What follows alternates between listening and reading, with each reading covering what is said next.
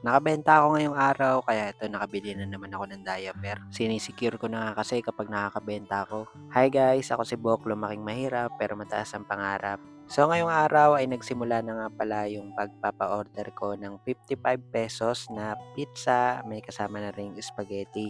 May kasama na nga din pala siyang tinidor kaya kakainin nyo na lang talaga. At yung spaghetti natin ay hindi basta-basta dahil pure beef yung ginamit at may kasama din siyang hotdog. Sa pizza naman natin ay overload yung pizza na ginagamit ko. Kaya sa halagang 55 ay talagang sulit at busog na busog ka na rito. Maliit o malaki man yun na pagbibentahan, pinagpapasalamat ko pa rin dahil kahit papano ay hindi nasisiro. Gusto ko nga din pala magpasalamat kay Ma'am Naira, bali yun po yung pangalan niya sa Facebook at nag-order nga siya pero hindi niya kinuha.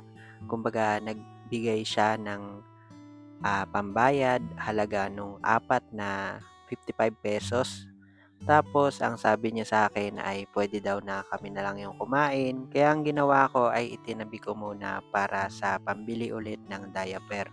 Minsan nga iniisip ko kung itutuloy ko pa ba 'to o hindi na o magtatrabaho na lang. Tapos kukuha ako ng magbabantay kay mama sa umaga, tapos babayaran na lang. Sa totoo lang, hanggang sa ngayon, wala pa rin akong peace of mind dahil hindi ko pa talaga alam kung ano ba yung tatahakin ko.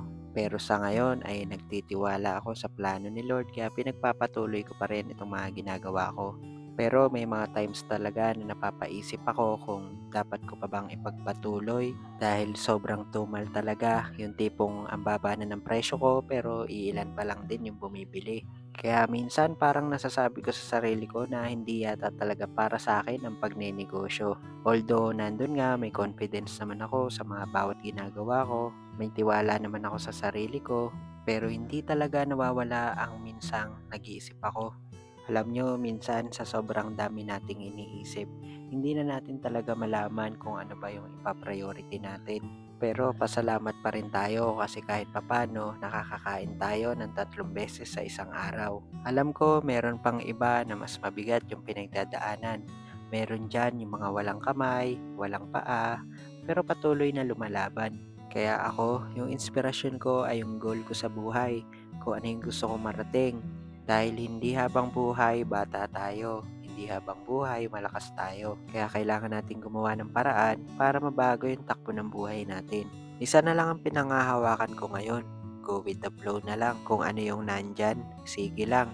Pero at the end of the day, doon na, nag-iisip na ako ulit. Ang hirap lang kasi kumilos kapag limitado yung galaw mo. Yung tipong aalis ka na may pangamba sa may iwanan mo. Tapos pag uwi mo, ay todo asikaso. Pero kahit nakakapagod, huwag tayong tumigil sa pagiging mabuting tao. Huwag tayong mapagod na lumaban ng patas. Kasi alam kong lahat ng paghihirap natin ay nakikita ng nasa itaas. Kaya kung marami ka ring pangamba, huwag kang mag-alala.